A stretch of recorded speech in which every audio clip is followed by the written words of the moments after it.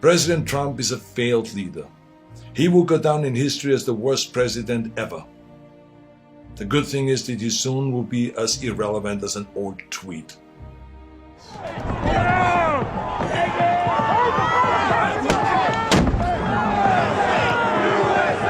As an immigrant to this country, I would like to say a few words to my fellow Americans and to our friends around the world about the events of recent days.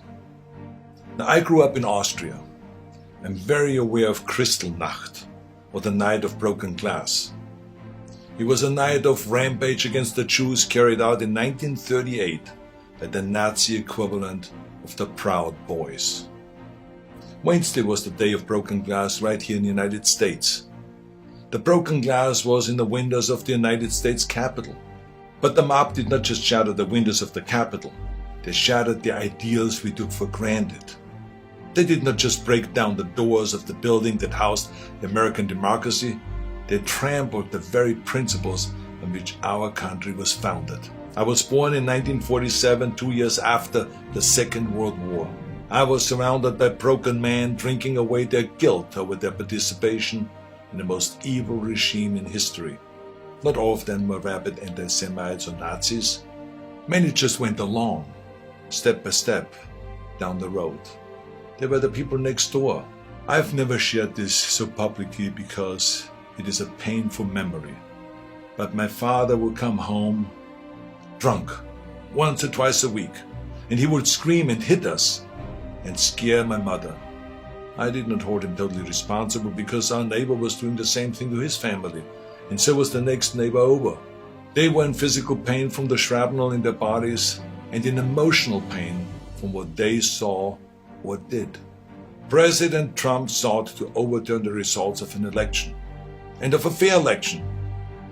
He sought a coup by misleading people with lies. But what are we to make of those elected officials who have enabled his lies and his treachery? I will remind them of what Teddy Roosevelt said. Patriotism means to stand by the country.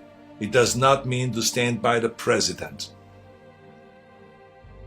Now, John F. Kennedy wrote a book called Profiles in Courage. A number of members of my own party, because of their own spinelessness, would never see their names in such a book, I guarantee you. They are complicit with those who carried the flag of self-righteous insurrection into the Capitol. But it did not work. Our democracy held firm.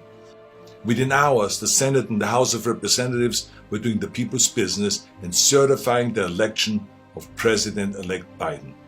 What a great display of democracy. Now, I grew up Catholic, and from those days I remember a phrase that is relevant today: a servant's heart. It means serving something larger than yourself.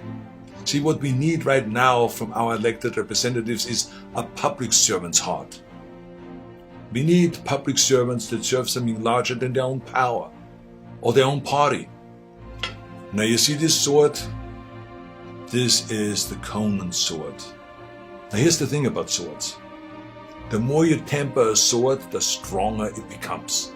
Our democracy is like the steel of this sword. The more it is tempered, the stronger it becomes. Our democracy has been tempered by wars, injustices, and insurrections.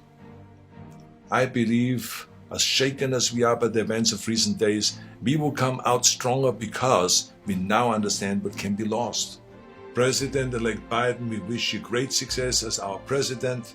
If you succeed, our nation succeeds. We support you with all our hearts as you seek to bring us together.